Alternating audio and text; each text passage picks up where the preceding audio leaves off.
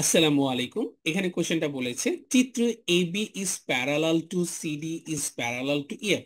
That means these three sides are parallel to each other. That means তারা সমান্তরাল। তাহলে what will be the measurement of angle Y minus angle X? angle Y থেকে angle X যদি minus করো তাহলে ভ্যালুটা কত হবে সেটাই আমাদের আইডেন্টিফাই করতে হবে। তাহলে আমরা ফাইন্ড আউট করি। ফার্স্টে অ্যাঙ্গেল ওয়াই, দেখো 70 ডিগ্রি এবং অ্যাঙ্গেল ওয়াই এই দুইটি কোণের যোগফল হলো 180 ডিগ্রি। কিভাবে বুঝলাম?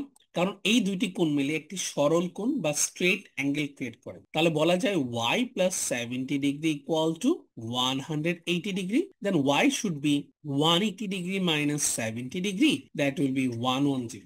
আমরা বলতে পারি এটা যদি 110 ডিগ্রি হয়, এই অ্যাঙ্গেলটাও হবে 110 ডিগ্রি, কারণ এই দুইটি হলো অনুরূপ কোণ অথবা করেসপন্ডিং অ্যাঙ্গেল।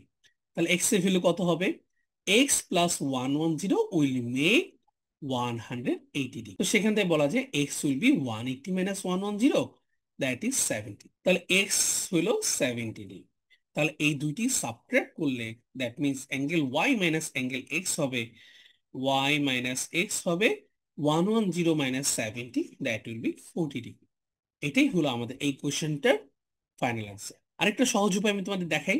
আমরা বলতে পারি যেহেতু এই তিনটি সাইড পরস্পর সমান্তরাল, that means parallel to each other, তাহলে এই অ্যাঙ্গেলটা যদি 70 ডিগ্রি হয়, এক্স মাস্ট বি 70 ডিগ্রি।